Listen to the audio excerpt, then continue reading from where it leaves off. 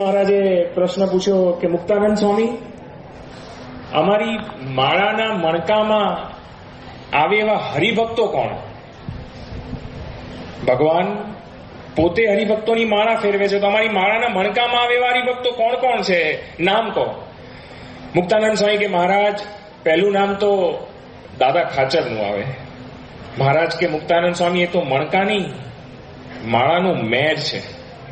મુક્તાનંદ સ્વામી દાદા ખાચરનો વાત કરી એટલે મહારાજે આવો જવાબ આપ્યો. સભાની અંદર અલૈયા ખાચર બેઠા હતા. અલૈયા ખાચરના મનમાં એમ થયું કે મુક્તાનંદ સ્વામીને ખબર પડે છે કે નહીં? આ દાદા ખાચર બે વાર લગ્ન કરીને બેઠો છે, હું બાળ બ્રહ્મચારી છું, નામ મારું બોલાવવું જોઈએ. જો આ 150 વર્ષ પહેલા, પોણા 200 વર્ષ પહેલા જે અલૈયા ખાચરની મનની આ જે વાત છે ને, એની મનની અંદર જે આ યુદ્ધ ચાલી રહ્યું છે, એ અલૈયો આજે જીવે છે. અલૈયા ખાચરને થયું મુક્તાનંદ સ્વામીને ખબર પડતી નથી, મારું નામ બોલાવવું જોઈએ. આપણે પણ આપણા વિસ્તારની સભાની અંદર, સત્સંગની અંદર, પારાયણોની અંદર જ્યારે કંઈક સેવા કરી હોય, નાના મોટી સેવા કરીને આપણે પ્રોજેક્ટની અંદર જોડાયા હોઈએ અને સભાની અંદર કંઈક સન્માન કરવામાં આવે કે ફલાણા હરિભક્ત હવે હાર પહેરાવવા માટે આગળ આવશે, અને મનમાં ચટપટી શરૂ થાય, અલૈયો જાગી જાય આપણા મનનો કે આ સંતોને ખબર પડે છે કે નહીં, આ કાર્યકરોને ખબર પડે છે કે નહીં, મારી સેવા સામે તો જુઓ, મારા સમર્પણ સામે તો જુઓ. આ જ મનોવ્યથા અલૈયાની છે 150 વર્ષ પહેલા કે દાદા ખાચર 2 લગ્ન કરીને બેઠો છે, બોલતા નથી બહાર, પણ અંતરમાં જે બીજો અલૈયો છે ને, એની સાથેનો વાર્તાલાપ શરૂ થઈ ગયો છે. મહારાજે પૂછ્યું મુક્તાનંદ સ્વામી, એવા બીજા હરિભક્તો કોણ? મુક્તાનંદ સ્વામી કે મહારાજ, એવા બીજા હરિભક્તો તો સુરા ખાચર. અને જ્યાં શબ્દો બોલાયા ને, અંતરનો અગ્નિ, બહાર તો અત્યારે આપણે બધા બેઠા હોઈએ, આનંદમાં જ હોઈએ, સત્સંગની અંદર આપણે બધા જ ઉત્તમ આમ ભક્ત છીએ એવું બધાને અહીંયાથી આમ દેખાય, પણ અંતરની વાત તો કોણ જાણે? અહીંયા આગળ આપણે બધા બેઠા છીએ, પણ એવો કોઈ વ્યક્તિ આવીને બાજુમાં બેસે જેની સાથે આપણું બનતું નથી. આખી પૂજા દરમિયાન મહંત સ્વામી મહારાજ અહીંયા બેઠા છે, પણ આપણને પૂજાનું સુખ નહીં આવે કે આ ડફોડ અહીંયા આવીને ક્યાં બેઠો, આ દૂધપાક અહીંયા આવીને ક્યાં બેઠો. અલૈયો આપણી અંદર જાગે છે. 150 વર્ષ પહેલા અલૈયો સત્સંગમાંથી પડ્યો, આ પૃથ્વી પરથી ગયો, દેહ છોડીને ગયો નથી, અંતરમાં જાગે છે. જ્યારે નામ આપ્યું સુરા ખાચર, શું અંદર ગડમથલ શરૂ થઈ અલૈયાની? અલૈયાના મનમાં વિચાર શરૂ થયા છે કે આ સુરો નિયમ ધર્મની કઈ પડી છે ને? કારણ કે પ્રસંગ બન્યા હતા.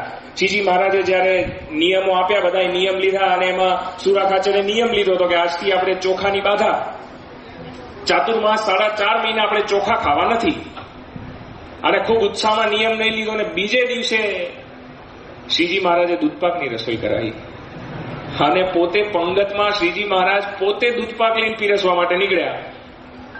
સુરા ખાચરે મનમાં નક્કી કર્યું કે આવા પૂર્ણ પુરુષોત્તમ નારાયણ પીરસવા વાળા હોય ને ત્યારે હું આવી નિયમની ટેક લઈને બેસું, મારા જેવો અભાગ્યો કોણ કે બાધા મારી માવલડીને બાધા મારી માં, આજથી આ ચોખા પરથી ઉતરીને ઘઉં પર જા. નિયમ બદલી નાખ્યો કે હવે ચોખાનો નિયમ પડતો, નિયમ જ રાખવો છે ને, અગત્યનું શું છે? નિયમ છે કે ચોખાની જગ્યાએ ઘઉંનો નિયમ. મહારાજ પાસે મહારાજ દૂધપાક પીરસતા આવે કે મહારાજ પૂછે સુરા ખાચરને કે સુરા બાપા, કઈ નિયમ નિયમ નથી ને? કે ના મહારાજ, નિયમ તો છે, પણ ઘઉંનો નિયમ છે, દૂધપાકનો તો આવવા દો. મહારાજના હાથે દૂધપાક પીધો, પણ પછીના દિવસે પરિસ્થિતિ કંઈક જુદી ઊભી થઈ. મહારાજે લાડવાની રસોઈ કરાવી, અને પોતે પૂર્ણ પુરુષોત્તમ નારાયણ લાડવા લઈને નીકળ્યા, અને આગ્રહ કરીને બધાને જમાડે. અને હવે ધર્મ સંકટ ઊભું થયું સુરા બાપાને. સુરા બાપા કે આ હવે ખરું થયું કે ચોખાના નિયમ પરથી ઘઉં પર આવ્યા, અને આ ભગવાને લીલા કરી કે હવે શું કરવું? કે વાંધો નહીં, કે આપણે તો નિયમ જ રાખવો છે ને. શું નિયમ? કે બાધા મારી માવલડીને બાધા મારી માં, ઘઉં પરથી ઉતરીને ચોખા પર જા. નિયમ બદલી નાખ્યો. અને મહારાજ આવ્યા કે સુરાપા કેવું છે? કે બરાબર છે, ગઈકાલે ઘઉંનો હતો પણ આજે તો ચોખાનો શરૂ થઈ ગયો છે. એટલે તમારે જેટલા પીરસો એટલા પીરસો. લાડવા જમ્યા. આ પ્રસંગ સત્સંગમાં પ્રચલિત હતો. અલૈયા ખાચરના મનમાં થયું, મુક્તાનંદ સ્વામી આ સુરા આપાનું નામ બોલે છે, સુરા ખાચરનું નામ બોલે છે. મુક્તાનંદ સ્વામીને કોઈ વિવેક નથી. મારી સામે જુઓ, અલૈયાની સામે કેવા સારધાર નિયમો પાડું છું. બાળ બ્રહ્મચારી છું. આપણા નિયમોનું માન આપણને હોય, હા, કે મારા જેવો નિયમ પાડવા વાળો આ સત્સંગમાં કોઈ નહીં. વિવેક સાગર સ્વામી વાત કરે છે ને, નિર્માનીપણાનું માન, કે આખા સત્સંગમાં મારા જેવો નિર્માની તમને નહીં મળે, આનું માન. અલૈયાના મનની અંદર જે અગ્નિ ભભૂક્યો. પ્રથમના 28માં શ્રીજી મહારાજ કહે છે, અર્ધ બળ્યું કાસ્ટ ધુમાડા નીકળે એમ આ અંતરની અંદર બળતરા. મહારાજે મુક્તાનંદ સ્વામીને પૂછ્યું કે સ્વામી બરાબર, આ બીજા સુરાપાનું તમે નામ લીધું, અમારો મણકો પડ્યો માળાનો, ત્રીજો એવો હરિભક્ત કોણ? મુક્તાનંદ સ્વામી કે મહારાજ એવા ત્રીજા તો માચા ખાચર. અને આ વખતે અલૈયાની મનની અંદર જે આસુરી અલૈયો બેઠો હતો ને, એવો જાગ્યો કે હવે જો મહારાજ મુક્તાનંદ સ્વામીને પૂછે અને મુક્તાનંદ સ્વામી કોઈ ચોથા હરિભક્તનું નામ આપે, મારું નામ ના આપે, તો આ તલવાર હવે મુક્તાનંદ સ્વામીની સગી નહીં થાય. અને મૂઠ ઉપર હાથ ગયો અને શ્રીજી મહારાજે પૂછ્યું કે મુક્તાનંદ સ્વામી ચોથા હરિભક્ત કોણ? અને મુક્તાનંદ સ્વામી કંઈક જવાબ આપે. અંતર્યામીથી શું અજાણ્યું હોય. શ્રીજી મહારાજની નજર પડી ગઈ હતી, અલૈયા ખાચરનો હાથ ગયો છે તલવારની મૂઠ પર. જો મુક્તાનંદ સ્વામી કંઈક ચોથું નામ બોલ્યા, શ્રીજી મહારાજે વચનામૃતમાં વાત કરી છે કે માને કરીને મુક્તાનંદ સ્વામી જેવા સંતનું પણ માથું ઉડાડવા તૈયાર થાય આ પ્રસંગ. અને અલૈયા ખાચર તલવાર કાઢવા તૈયાર હતા. મહારાજ કે ઉભારો મુક્તાનંદ સ્વામી, હવે નામ ન બોલતા. મહારાજ કે દાદા ખાચર બરાબર, સુરા ખાચર બરાબર, માચો પણ બરાબર, પણ આમાં તમારી નજર પહોંચી નહીં. અલૈયો. અને જ્યાં આટલું બોલ્યા ને જે ટાઢક પડી ગઈ કે આ કે હવે શ્રીજી મહારાજે બરાબર વાત કરી. જે તલવાર પર મૂઠ પર હાથ ગયો તો પાછો માળામાં આવી ગયો. ભજન શરૂ થઈ ગયું. બધા જ હરિભક્તો, બધા સંતો દિવ્ય દેખાવા માંડ્યા. થોડી જ ક્ષણોની અંદર પરિસ્થિતિ બદલાઈ ગઈ. આ સત્સંગ જે એને એવું લાગવા માંડ્યો હતો કે અહીંયા આગળ મુક્તાનંદ સ્વામીને વિવેક નથી, મહારાજને પણ વિવેક નથી, પણ જ્યાં મહારાજે એનું માન સાચવી લીધું અને અલૈયાને ફરીથી સત્સંગ દિવ્ય દેખાવા માંડ્યો. જો એ વખતે અલૈયાએ અંતરદ્રષ્ટિ કરી હોત કે મારો નિશ્ચય છે, 2000 જણને મેં સત્સંગના માર્ગે ચડાવ્યા છે, શ્રીજી મહારાજનું સર્વોપરીપણું સમજાવ્યું છે, પણ આ નિશ્ચય પાછળનું કારણ છે માન, અહંકાર. જ્યાં સુધી મારું માન સન્માન થાય છે ત્યાં સુધી આ મને સત્સંગ દિવ્ય લાગે છે, સુખકારી લાગે છે. પણ અત્યારે આ જયારે મારું માનનું ભરી સભાની અંદર ખંડન કર્યું, આવા મુક્તાનંદ સ્વામી, એનો મને અભાવ આવી ગયો. જો ત્યારે અંતરદ્રષ્ટિ થઈ હોત અને અલૈયા ખાચર પાછા વળ્યા હોત, પરિસ્થિતિ કઈ જુદી હોત. પણ અલૈયો પાછો ન વળી શકે. અલૈયાના મનમાં થયું કે બરાબર છે, મુક્તાનંદ સ્વામીને ખબર પડતી નથી સત્સંગમાં. મુક્તાનંદ સ્વામી મોટા કહેવાય ખરા, પણ આમાં મુક્તાનંદ સ્વામીને વિવેક નહીં. હરિભક્તો કેવા મોટા, કયા મોટા ને કયા મોટા નહીં એ મુક્તાનંદ સ્વામીને ના ખબર પડે. આ તો શ્રીજી મહારાજ જ જાણે. આપણું પણ ઘણી વાર એવું થાય કે મારું કોઈ સાચવતું નથી, કોઈને પડી નથી, સત્સંગ વધી ગયો, હવે કોઈને પૂછતું નથી. અલૈયો જાગી ગયો. પણ એક પ્રસંગ એવો બન્યો, જો અલૈયા ખાચરે અંતરદ્રષ્ટિ કરી હોત તો આવો દિવ્ય અને અલૌકિક સત્સંગ છોડીને જવાનો વારો ના આવ્યો હોત. યોગીજી મહારાજે કહ્યું, યોગી બાપા કહેતા, પ્રાપ્તિ મોટી થઈ છે એમાં વિઘ્ન ના આવવા દેવું. આવી અલૌકિક પ્રાપ્તિની અંદર એ વિઘ્ન ના આવ્યું હોત. બીજો પ્રસંગ શું બન્યો? આવો ચોમાસાના મહિનાઓ ચાલતા હશે અને ઘેલાની અંદર ગેલો ખડખડ વહેતો હશે, ખૂબ જ સુંદર ત્યાં પાણી બધું ગેલાની અંદર આવ્યું હતું. એટલે આખી નદી આમ ભરપૂર હતી. શ્રીજી મહારાજે જળલીલા કરવાની ઈચ્છા વ્યક્ત કરી. પરમહંસોના સંઘ સાથે શ્રીજી મહારાજ ગેલામાં પહોંચ્યા અને ત્યાં આગળ નાહવાની શરૂઆત કરી. શ્રીજી મહારાજ ખૂબ જ સારા તરવૈયા. આ લોકની દ્રષ્ટિએ, આમ તો પૂર્ણ પુરુષોત્તમ નારાયણ સર્વકળા કૌવિદ હોય, પણ આ લોકની દ્રષ્ટિએ પણ ખૂબ સારા તરવૈયા. શ્રીજી મહારાજે નાહવાની શરૂઆત કરી અલૈયા ખાચર આમ મોટી ફાંદવાળા, થોડું સ્થૂળ શરીર, એ પણ નાવા માટે એક પોતળી પહેરીને ઘેલાની અંદર ઉતર્યા. મહારાજ હરિભક્તો સાથે, પરમહંસો સાથે સ્નાન કરી રહ્યા હતા અને મહારાજને આમ રમૂજ સૂજી. મહારાજે એ વખતે અલૈયા ખાચરને પાણીની અંદર જઈને 2 પગથી એમને ઉછાળ્યા. હવે જેવા અલૈયા ખાચર આમ ઉછળ્યા પાણીની અંદર અને ઊંધા થઈને પડ્યા અને જેવા બહાર આવ્યા, શ્રીજી મહારાજે બીજું ચરિત્ર કર્યું કે પોતાના પગના અંગૂઠાથી અલૈયા ખાચરે જે પોતળી પહેરી હતી એ પોતળીની ગાંઠ શ્રીજી મહારાજે અંગૂઠાથી છોડી દીધી. હવે જેવી ગાંઠ છોડી એટલે શું પરિસ્થિતિ થાય? પાણીની અંદર અલૈયા ખાચર બધા જ કપડા નીકળી ગયા અને સંપૂર્ણ નગ્ન અવસ્થાની અંદર પાણીની અંદર ઉભા રહી ગયા. અને શ્રીજી મહારાજ પાણીની અંદરથી બહાર નીકળીને કિનારા પર આવીને ઉભા રહ્યા અને અલૈયાને બહાર બોલાવે કે બાપુ બહાર આવો. હવે બાપુની પરિસ્થિતિ તો કાપો એ લોહી ન નીકળે. આ વખતે 2 દ્રષ્ટિકોણ હતા. એ વખતે અલૈયા ખાચર એવું વિચારી શક્યા હોત કે ઓ મારા કેવા મોટા ભાગ્ય, અહીંયા આટલા બધા હરિભક્તો છે, સંતો પરમહંસો ભેગા છે, પણ શ્રીજી મહારાજે આ ચરિત્ર મારી સાથે કર્યું, મને સિલેક્ટ કર્યો, ચોઝન વન, અને મારી ઉપર કૃપા કરીને આ સ્મૃતિ મને આપી. આવો વિચાર કરી શક્યા હોત. પણ એમને શું વિચાર કર્યો કે આ પૂર્ણ પુરુષોત્તમ નારાયણ, આ ભગવાન તલ માત્ર વિવેક નથી. મારા જેવો દરબાર, ક્ષત્રિય જ્ઞાતિનું જેને અભિમાન હતું, મારા જેવો દરબાર અને બધાની વચ્ચે રૂમની અંદર બોલાવીને કંઈક આવું અપમાન કર્યું હોત ને તો સહન કરી લે, જાહેરમાં અપમાન. હવે આ શ્રીજી મહારાજ પાસે આવે એ બીજો ઘેલા નદીના પાણીની અંદર જ તરતા તરતા નીકળીને બહાર કિનારે નીકળ્યા અને પાછા પોતાને ગામ ઝીંઝાવદર પહોંચ્યા. ઘેલામાંથી બહાર નીકળ્યા હશે ત્યારે પોતળી પહેરીને નીકળ્યા હશે. પોતળી તો મહારાજે પાણીમાં ખેંચી લીધી હતી. જેમ તરતા તરતા બહાર નીકળ્યા અને કિનારે જઈને બહાર આવીને ઉભા રહ્યા, એવી રીતે જો શ્રીજી મહારાજ આગળ આવીને પણ ઉભા હોત, સત્સંગની અંદર આ પ્રસંગ અમર થઈ જાત, ચરિત્રમાં ગણાઈ જાત. પણ અલૈયાના મનની અંદર જે માન, જે અહંકાર, સત્સંગમાંથી પાડ્યા, ઝીંઝાવદર પાછા ગયા. અને પછી જે અલૈયા ખાચરે 2000 જણને સત્સંગ કરાવ્યો હતો, એ અલૈયા ખાચર રોજ સવારના શું કાર્યક્રમ શરૂ કર્યો? ઝીંઝાવદરની પાદરે બેસે અને જે કોઈ દર્શન કરવા જાય ગઢડા તરફ, એ બધાને કે ક્યાં જાઓ છો? કે ગઢડા સ્વામિનારાયણના દર્શન કરવા જઈએ છીએ. ન જવાય સ્વામિનારાયણના દર્શન કરવા. કે અરે ભાઈ એ તો ભગવાન છે. કે ન હોય ભગવાન, પૂરવીઓ બ્રાહ્મણ છે, કે ભૂત ને બાબરો ભૂત વશ કર્યો છે, મંત્ર તંત્ર જાણે છે, ન હોય ભગવાન.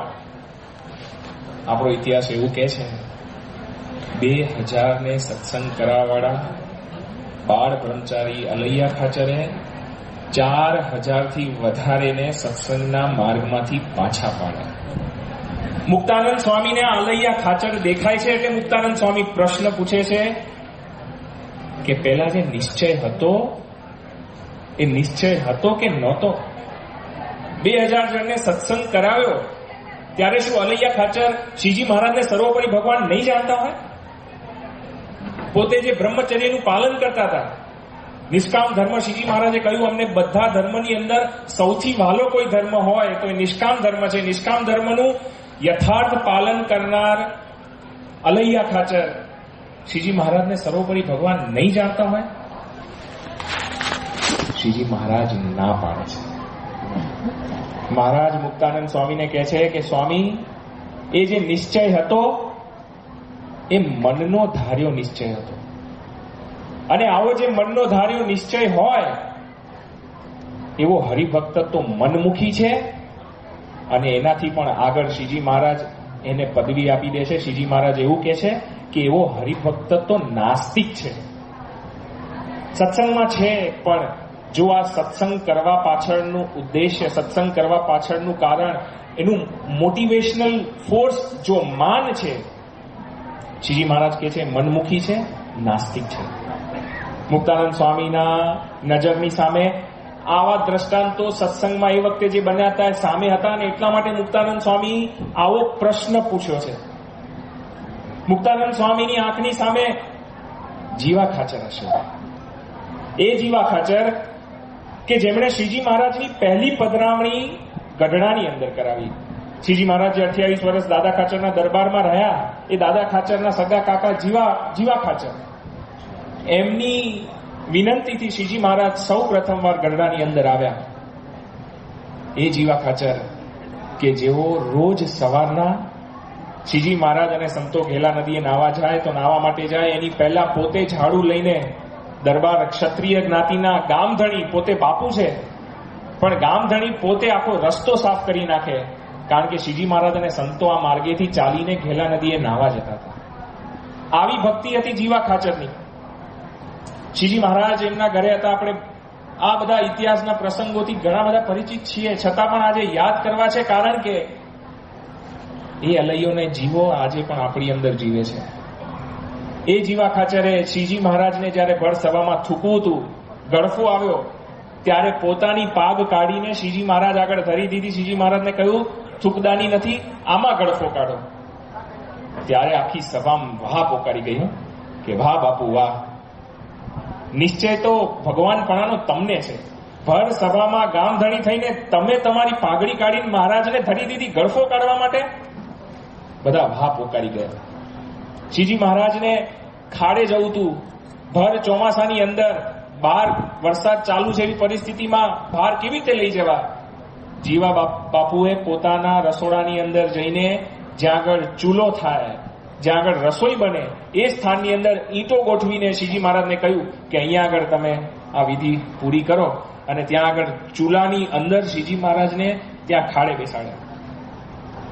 આ પ્રકારનો દિવ્ય ભાવ સામાન્ય વસ્તુ ન કહેવાય. શ્રીજી મહારાજને ટાળ વાતી હતી, પોતાના ઘરના જે ઓલા નવા લાકડા હતા એ ફાડીને ત્યાં આગળ તાપણું કરીને શ્રીજી મહારાજને તાપ્યા. શું ન થાય શ્રીજી મહારાજ માટે? લોયાનું ત્રીજું વચનામૃત મહાત્મ્ય સહિત ઉત્તમ નિશ્ચય દેખાતો હતો કે ભગવાનને સંતને હાથે શું ન થાય, પોતાનું બધું જ અર્પણ થઈ જાય. આ જીવા ખાચર મુક્તાનંદ સ્વામીની નજરની સામે છે કે આ જીવા ખાચર જેમણે આટલો બધો યથાર્થ નિશ્ચય, અને એ જીવા બાપુ તૈયાર થયા શ્રીજી મહારાજને મારવા માટે. અલૈયા બાપુ તો ઝીંઝાવદર પાછા ગયા, પાછા સત્સંગમાં આવ્યા નહીં, પણ જીવા બાપુ તો સત્સંગની અંદર રહ્યા, શ્રીજી મહારાજને મારવા માટે તૈયાર થયા. પૂર્ણ પુરુષોત્તમ નારાયણને જાણતા હતા કે આ સ્વતંત્ર પુરુષ છે, સર્વોપરી ભગવાન છે, કરતા હરતા છે. આ બધી જ સમજણ હતી. રામ ખાચર નામના એક વ્યક્તિને એમણે રોક્યો અને એને તૈયાર કર્યો. ઈર્ષાથી એટલા ભભૂકતા હતા કે આ શ્રીજી મહારાજ બધું બરાબર, પણ જે દાદા ખાચરનું સાચવે છે એવું મારું સાચવતા નથી. શ્રીજી મહારાજ જ્યારે દાદાને કંઈક, દાદા ખાચરને આગળ બોલાવે, એનું સન્માન કરે, અને એ વખતે જીવા ખાચરને આમ જે બળતરા થાય કે દાદા જેવી સેવા તો હું પણ કરું છું. આપણી પરિસ્થિતિ પણ આ જ છે. મારી સેવા ક્યાં ઓછી છે? કેટલી સેવા કરી છે, કેટલા પૂજા પ્રસાદની સેવા, કેટલી રસોઈઓ મેં લખાવી દીધી છે, પણ કોઈ મને પૂછતું નથી, આગળ કરતું નથી. માન સન્માનનું લિસ્ટ બોલાય, હાર તોરા કરવાનું લિસ્ટ બોલાય, ત્યારે મને હંમેશા બધા ભૂલી જાય છે. આ બળતરા જીવા ખાચરને કે જ્યારે પણ કંઈ પણ આવું નાના મોટા પ્રસંગે મહારાજ દાદા ખાચરને યાદ કરે છે, મને યાદ કરતા નથી. અને એ જે બળતરા ઉપડી, શ્રીજી મહારાજને મારવા માટે તૈયાર થયા, શ્રીજી મહારાજને મારવા માટે માણસો રોક્યા. મુક્તાનંદ સ્વામીના નજરની સામે આ જીવા ખાચર હશે કે આવો સત્સંગ હોવા છતાં પણ શા માટે નિશ્ચય ટળી ગયો? તો ત્યારે નિશ્ચય હતો કે નહોતો? મુક્તાનંદ સ્વામીના નજરની સામે મચ્છિયાઓના ફૈબા હશે. મચ્છિયાઓ ગામ, સજ્જન કુંવરબા પોતે ત્યાંના સંનિષ્ઠ હરિભક્ત, એમની આવી ભક્તિ જોઈને 32 વાર શ્રીજી મહારાજ ત્યાં મચ્છિયાઓની અંદર પધાર્યા છે સંતો પરમહંસો સાથે. એક પણ ઉત્સવ એવો બાકી નથી જે મચ્છિયાઓની અંદર ન ઉજવાયો હોય. શ્રીજી મહારાજે બધા જ ઉત્સવ મચ્છિયાઓની અંદર ઉજવ્યા છે, પણ એમના દીકરાની વહુ સાથે કંઈક એવા અબોલા થયા, અને એમના ફુલીબા, એમના દીકરાના વહુ, એ પોતાના પિયર ચાલ્યા ગયા. શ્રીજી મહારાજ જ્યારે એમને ત્યાં પધાર્યા સંતો સાથે, શ્રીજી મહારાજ પહેલા મેલાણા ગામ ગયા હતા, એમના દીકરાના વહુને મળ્યા. વહુએ વિનંતી કરી મહારાજને કે હું તો મચ્છિયાઓ જવા તૈયાર છું, જે કહેશો એ પ્રમાણે હું માફી માંગીશ. જો મારા સાસુમાં મને ફરીથી બોલાવે તો હું ત્યાં આગળ સમાધાન કરવા તૈયાર છું. શ્રીજી મહારાજ ગયા અને સજ્જન કુંવરબાને વાત કરી કે દીકરાના વહુ તૈયાર છે, પાછા બોલાવી લો. સજ્જન કુંવરબાએ જમવા માટેની બધી તૈયારી કરી હતી. સંતો અને પરમહંસો અને મહારાજ માટે બધી રસોઈઓ તૈયાર કરાવી હતી. મહારાજને કે મહારાજ, તમે પૂર્ણ પુરુષોત્તમ નારાયણ બરાબર, અવતારના અવતારી, સર્વોપરી ભગવાન, બધું બિરુદ તમારું બરાબર, પણ આ સાસુ વહુના ઝઘડામાં તમને ખબર પડે, આમાં તમે વચ્ચે ન પડતા. મહારાજે સમજાવ્યા, ન સમજવા તૈયાર થયા. મહારાજ કે અમે અહીંયા અત્યારે ને અત્યારે સંગ લઈને નીકળી જશું. ફૈબા કે મહારાજ, તમે તો સ્વતંત્ર છો, તમને કોણ રોકી શકે? જવું હોય તો જાઓ, પણ આમાં સમાધાન નહીં થાય. 32 વાર જેમણે શ્રીજી મહારાજને મચ્છિયાઓમાં પધરાવ્યા છે, ભવ્ય રંગે ચંગે ઉત્સવો કર્યા છે. શ્રીજી મહારાજને સર્વોપરી ભગવાન જાણે છે ક્યાં સુધી કે તમે સર્વોપરી ભગવાન બરાબર, પણ આમાં તમારી નજર પહોંચે નહીં. શ્રીજી મહારાજે સંઘ સાથે નીકળી ગયા. શ્રીજી મહારાજ કે સંતો, આજથી મચ્છિયાઓનું પાણી હરામ. ફૈબા વળી શક્યા નથી, પાછા વળી શક્યા નથી. મુક્તાનંદ સ્વામીના નજરમાં સત્સંગના આ બધા હરિભક્તો એમની સામે હશે, અને એટલા માટે મુક્તાનંદ સ્વામીએ પ્રશ્ન પૂછી લીધો કે પેલા જે નિશ્ચય હતો એ નિશ્ચય હતો કે નહોતો? અને આ પ્રશ્ન આપણને પણ અંતરદ્રષ્ટિ કરાવે છે. અત્યારે મહંત સ્વામી મહારાજ છેલ્લા 15 દિવસથી અમદાવાદની અંદર છે. સવારના પોરમાં આપણે 4 વાગે 3:30 વાગે જાગીને દોડીને અહીંયા આગળ દર્શન માટે આવીએ છીએ. અને રોજ ઘણા કેટલાય હરિભક્તો અહીંયા સેંકડો એવા બેઠા છે, એક પણ દિવસ હજી એમણે આ દર્શનનો પાડ્યો નથી, ચૂક્યા નથી. અને સત્સંગમાં આપણે સેવામાં, ભક્તિમાં પૂરેપૂરી રીતે જોડાયા છીએ. પણ આપણે આપણી જાતને પ્રશ્ન પૂછવાનો છે કે મુક્તાનંદ સ્વામીએ જે 150 વર્ષ પહેલા પ્રશ્ન પૂછ્યો કે મારો જે આ નિશ્ચય છે એ નિશ્ચય કેવો છે? જો હું અહીંયા આગળ આવું અને સભા મંડપની અંદર ક્યાંક ખાલી જગ્યા હોય, આગળ આવીને બેઠો ને કોઈક કાર્ય કરાવીને મને ઊભો કરે, અને એ વખતે મારા અંતરનો અલૈયો જાગી જાય છે. બહાર હું બોલતો નથી, ઊભો થઈને પાછળ બેસી જાઉં છું, પણ અંતરમાં ગળમથલ શરૂ થાય છે કે આવા ને આવા ખબર પડતી નથી. અહીંયા આગળ આવીને બેઠો તો મને ઓળખતો નથી, મારી સેવા કેટલી છે એને ખબર નથી. અલૈયો જાગી ગયો, જીવો જાગી જાય છે, ફૈબા જાગી જાય છે. અંતરદ્રષ્ટિ કરવાની છે. અને જો આવી ગળમથલ અંતરમાં થતી હોય, અલૈયો, જીવો, ફૈબા જાગતા હોય, તો સમજી રાખજો 150 વર્ષ પહેલા જે પરિણામ અલૈયાના જીવનમાં, જીવાના કે ફૈબાના જીવનમાં આવ્યું હતું, આજે પણ એ પરિણામ આપણા જીવનમાં આવવાનું છે. જ્યાં સુધી આવા કોઈ સ્વભાવ સાથે આપણે સત્સંગ કરીએ છીએ, ત્યારે આજે નહીં તો કાલે એ નિશ્ચય ટળવાનો. અત્યારનો જે સત્સંગ આપણને દેખાય છે, મહારાજે કહ્યું મનમુખી સત્સંગ છે, અને આને સત્સંગી કહેતા જ નથી. ભલે આપણે તિલક ચાંદલા સહિત નિષ્ઠાથી આપણે જોડાયા છીએ, પણ મહારાજે એને બિરુદ આપી દીધું કે આ તો નાસ્તિક છે. કારણ કે કાલે ઉઠીને ભગવાનમાંથી શ્રદ્ધા ઉઠી જવાની, આ સત્સંગમાંથી શ્રદ્ધા ઉઠી જવાની, ને પાછા પડવાનું. તો એવું શું કરીએ? એવો કયો વિચાર આપણા જીવનની અંદર આવે? કારણ કે આપણે કોઈ બ્રહ્મરૂપ થયા નથી. સ્વભાવ તો આપણા બધાની અંદર, મારા તમારાની અંદર છે. એવો માનરૂપી સ્વભાવ બધાની અંદર બેઠો છે.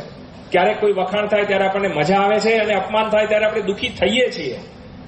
અને આ સ્વભાવ આજે ને આજે તો ટળી નથી જવાના. તેવું શું કરીએ? કે આ ભલે સ્વભાવ આપણી અંદર પડ્યા છે, ધીરે ધીરે ઘસાતા એ સ્વભાવ નીકળી જશે, પણ અત્યારે આ સ્વભાવ સાથે આપણે સત્સંગ કરીએ છીએ તો આ સત્સંગમાંથી પાછા પડવાનો વારો ના આવે.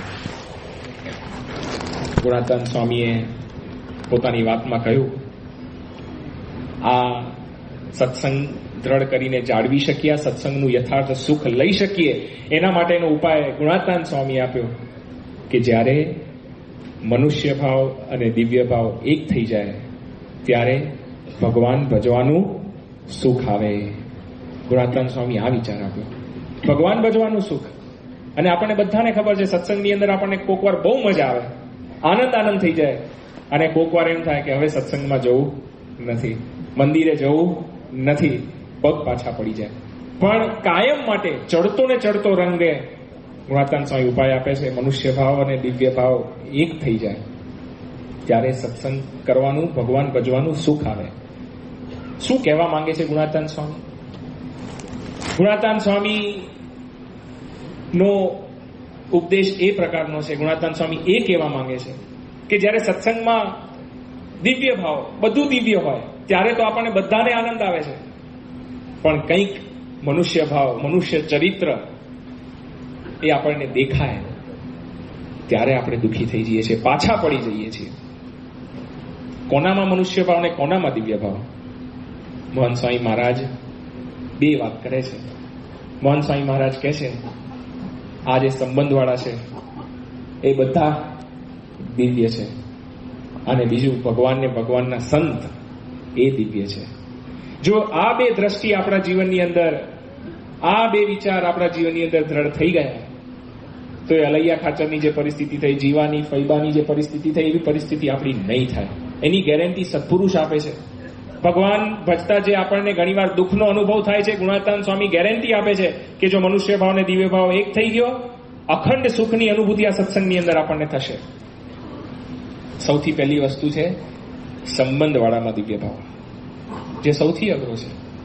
કારણ કે મહંત સ્વામી મહારાજમાં તો દિવ્ય ભાવ આપણને છે જ. રોજ સવારે હમણાં કથામાં બધા પ્રસંગોની આખી હારમાળા ચાલે છે. મહંત સ્વામી મહારાજના બધા અદ્ભુત પ્રસંગો અહીંયાથી સંતો વાત કરે છે. એ ઐશ્વર્યના પ્રસંગો, સામર્થ્યના પ્રસંગો, એમના ત્યાગ વૈરાગ્ય, એવા જે બધા અદ્ભુત ગુણો, એમના લક્ષણો, એના પ્રસંગો અહીંયાથી કહેવાય છે. એટલે એમનામાં તો દિવ્ય ભાવ આપણને સહેજે રહે છે, પણ સંબંધવાળામાં દિવ્ય ભાવ રહેવો એ પાંચમી ઘાટી છે. કારણ કે ખરી પરીક્ષા એ કરવાના છે. અહીંયા આગળ આપણે આવીને બેસશું તો આપણી જે પણ વઢવેડ થવાની છે, રોકટોક થવાની છે, એ કાર્યકરો સાથે થવાની છે, આપણી સાથેના હરિભક્તો સાથે થવાની છે. ખરેખરી પરીક્ષા ત્યાં છે. એ જ્યારે દિવ્ય મનાશે ત્યારે આ સત્સંગની અંદર ભગવાન ભજવાનું યથાર્થ સુખ આવશે. આપણી દ્રષ્ટિ ખાલી બદલવાની છે. આ જે હરિભક્તો છે એ જ્યારે દિવ્ય મનાશે, આપણી દ્રષ્ટિ મહંત સ્વામી મહારાજની દ્રષ્ટિ બનશે તો સત્સંગનું યથાર્થ સુખ આવશે. મહંત સ્વામી મહારાજનો આમ પ્રિય ગ્રંથ પુરુષોત્તમ બોલ્યા પ્રીતે, એમના માટે આમ જ્યારે પણ આપણે જોઈએ છીએ ભરી બંદૂકે જ હોય છે. જેવી કંઈ વાત કરવાની શરૂઆત થાય એટલે પુરુષોત્તમ બોલ્યા પ્રીતે ગ્રંથ ખોલીને એમાંથી મહંત સ્વામી મહારાજ આપણને એ બધા અદ્ભુત પાઠો છે આપણને પીરસે છે. અને એમાંનું એક અદ્ભુત વાક્ય જે મહંત સ્વામી મહારાજને અત્યંત પ્રિય છે. મહંત સ્વામી મહારાજ વારે વારે આ વાક્યને આપણી આગળ રજૂ કરે છે, ધરાવે છે આપણને. મહંત સ્વામી મહારાજ એ વાત કરતા કહે છે કે ભગવાનને ભજતા સર્વે ભક્તો દિવ્ય છે. ભગવાનને ભજતા સર્વે ભક્તો દિવ્ય છે. સર્વે ભક્તો આવી ગયા, નાનાથી લઈને મોટો. યોગી મહારાજે કહ્યું ને કે થાથા થાબડા જેવો હોય, ગમે તેવો હોય, અને છેલ્લે તો કઈ કલમ? વિરોધી હોય. હવે આ સત્સંગની અંદર અહીંયા જે પણ કોઈ બેઠા છે થાથા થાબડા જેવા હશે, ગમે તેવા હશે, પણ આમાં વિરોધી કોણ છે? આ 5-5 વાગે અહીંયા આગળ સભા મંડપની અંદર આવીને બેસી જવું અને સતત 15 દિવસ સુધી આવું સ્વામીનું સુખ લેવું, આવો દિવ્ય સત્સંગ સમાજ ક્યાં મળવાનો? યોગીજી મહારાજ તો ત્યાં સુધીની કલમ મૂકી છે કે વિરોધી હોય તો પણ એનો અભાવ લેવો નથી, એની અંદર એ દિવ્ય દ્રષ્ટિ રાખવાની છે. તો આ તો બધા સંબંધવાળા છે, પણ આપણી દ્રષ્ટિ એ આપણને આમાંથી પાછા પાડે છે. જો આ દ્રષ્ટિ આપણી બદલાઈ ગઈ, વસ્તુ પરિસ્થિતિ સંજોગ એના એ જ છે. હરિભક્તો કોઈ બદલાવાનો નથી, સત્સંગ કોઈ બદલાવાનો નથી. એના એ જ હરિભક્તોને એના એ જ આ સત્સંગના માહોલની વચ્ચે આપણે અખંડ સુખ અને શાંતિની અનુભૂતિ ક્યારે કરી શકીશું? જ્યારે મહંત સ્વામીની દ્રષ્ટિ આપણી દ્રષ્ટિ બનશે ત્યારે. પણ આપણી દ્રષ્ટિ કેવી છે, બસ એ જો આપણે સમજી લઈએ ને, અને એમાંથી થોડીક અંતરદ્રષ્ટિ કરીને પાછા વળીએ, દેખાશે આપણને. યોગીજી મહારાજે કહ્યું કે કોઈક એવો હરિભક્ત હોય, એના એવા સ્વભાવ આપણને દેખાય, પણ એ સ્વભાવ દેખાય એને ઢાંકી દેવા. એ સ્વભાવની સામે મહિમાનો વિચાર કરવો કે આ સત્સંગની અંદર પ્રવેશ સામાન્ય વ્યક્તિનો છે જ નહીં. યોગી બાપા કહેતા કે આ દાદર મંદિરનો દાદરો કોણ ચડે?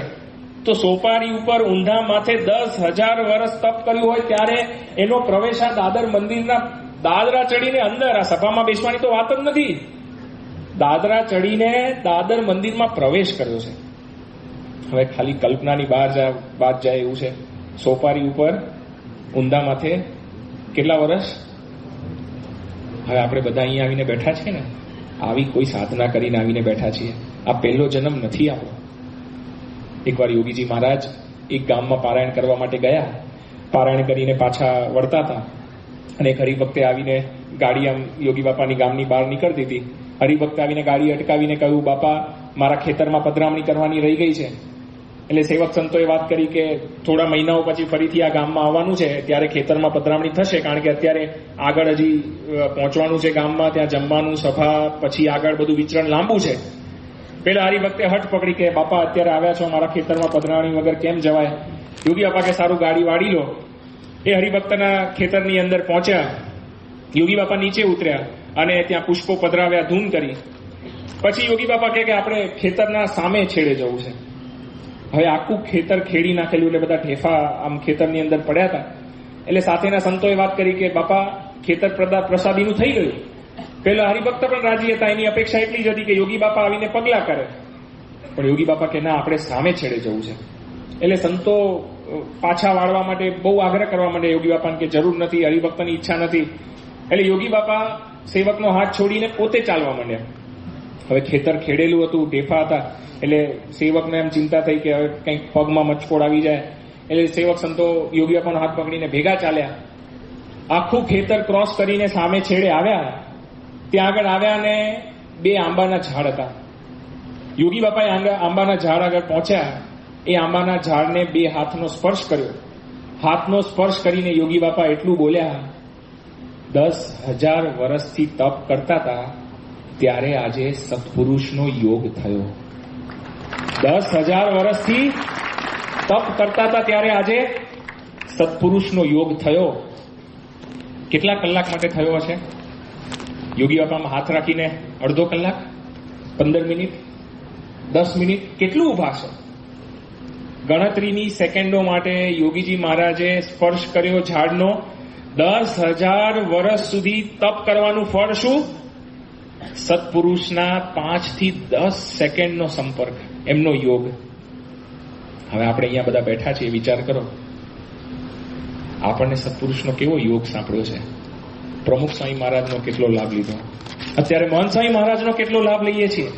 અરે અત્યારે જ આપણે અહીંયા બેઠા છીએ, કલાક સુધી સ્વામીના દર્શનનો યોગ થશે. કેટલા મોટા પુણ્ય હશે. પણ તકલીફ શું થાય છે? આ મહિમા આપણે આપણો સમજીએ છીએ કે હા, કે મારા તો બહુ મોટા ભાગ્ય, આ સત્સંગમાં મહારાજ એવો પુણ્યશાળી કોઈ નહીં. પણ બાજુવાળો એ તો આપણને આલિયો માલિયો જમાલિયો જ લાગે કે આ તો મફતિયો જ છે, અહીંયા આવીને બેઠો છે, મને ખબર છે કેવો છે. આ દ્રષ્ટિ બદલવાની છે કે આ બાજુમાં બેઠો છે ને એ દિવ્ય છે, એ ગુણાતીત છે, અક્ષરધામનો મુક્ત છે. ભલે એના સ્વભાવ દેખાય, પણ આ સત્સંગની અંદર પ્રવેશ થયો છે, સામાન્ય ન હોય. 10,000 વર્ષનું તપ કરે ત્યારે આંબાના ઝાડને 5 થી 10 સેકન્ડનો સત્પુરુષનો યોગ થતો હોય, તો આ સત્સંગની અંદર જે પણ કોઈ બેઠા છે એ બધા દિવ્ય છે, અક્ષર મુક્ત છે. આ દ્રષ્ટિ થઈ તો જે અલૈયાને વિઘ્ન આવ્યું હતું, જે વિઘ્ન જીવાને આવ્યું હતું, જે વિઘ્ન ફૈબાને આવ્યું હતું, એ વિઘ્નમાંથી આપણે બચી જશું. પ્રાપ્તિ મોટી થઈ છે, એમાં જે આ વિઘ્ન આવે છે એ વિઘ્નના રસ્તેથી આપણે પાછા વળી જશું. પણ જ્યારે આપણી આ દ્રષ્ટિ થાય, અને બીજી દ્રષ્ટિ જે છે કે ભગવાન અને સંતની અંદર એવો દિવ્ય ભાવ, સંબંધવાળાની અંદર તો એવો દિવ્ય ભાવ રાખવાનો છે, પણ એમની અંદર પણ આવી દિવ્ય દ્રષ્ટિ આપણી આવે, ત્યારે સત્સંગની અંદર આપણે આગળ વધી શકીએ. અને અક્ષરધામનો માર્ગ, આપણા માટે અક્ષરધામના દરવાજા એ ખુલ્લા થઈ જાય. તો એ દિવ્ય ભાવની દ્રષ્ટિ આપણે કેવી રીતે કેળવી શકીશું, એની વિશેષ વાતો આપણે આવતીકાલે કરીશું. સ્વામિનારાયણ ભગવાનની